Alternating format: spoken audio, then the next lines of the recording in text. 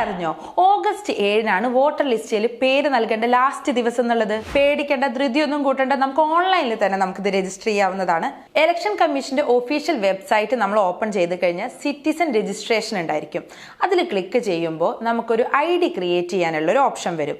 അതിൽ നമ്മുടെ പേര്, ഫോൺ നമ്പർ, പാസ്വേഡ് ഇതെല്ലാം ആഡ് ചെയ്ത് കഴിഞ്ഞാൽ നമുക്കൊരു ID ക്രിയേറ്റ് ചെയ്ത് വരും.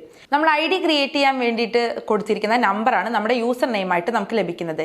ഈ യൂസർ നെയിമും പാസ്വേഡും വെച്ചിട്ട് നമ്മൾ ID ഓപ്പൺ ചെയ്യുക.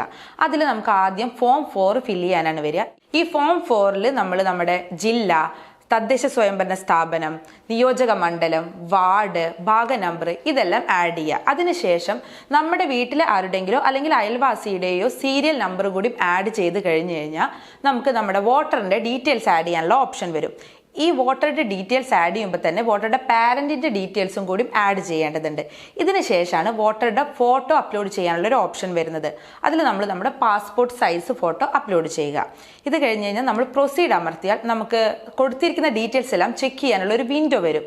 അതിൽ നമ്മൾ കൊടുത്തിരിക്കുന്ന ഡീറ്റെയിൽസ് എല്ലാം കറക്റ്റ് ആണോ എന്ന് ചെക്ക് ചെയ്യുക. ചെക്ക് ചെയ്ത് കഴിഞ്ഞ് മിസ്റ്റേക്സ് വല്ലതും ഉണ്ടെന്നുണ്ടെങ്കിൽ അത് നമ്മൾ ക്ലിയർ ചെയ്യണം. അതിനുശേഷം പ്രൊസീഡ് കൊടുത്തു കഴിഞ്ഞാൽ നമ്മുടെ വോട്ടറുടെ പേര് വോട്ടർ ലിസ്റ്റിൽ ആഡ് ചെയ്യാനുള്ള പ്രൊസീജിയർ കംപ്ലീറ്റ് ആയി എന്നുള്ള അർത്ഥം. നമ്മൾ ഈ പ്രൊസീജിയേഴ്സ് എല്ലാം ചെയ്യുന്നതിന് മുൻപ് 2 കാര്യങ്ങളാണ് നമ്മൾ ശ്രദ്ധിക്കേണ്ടത്.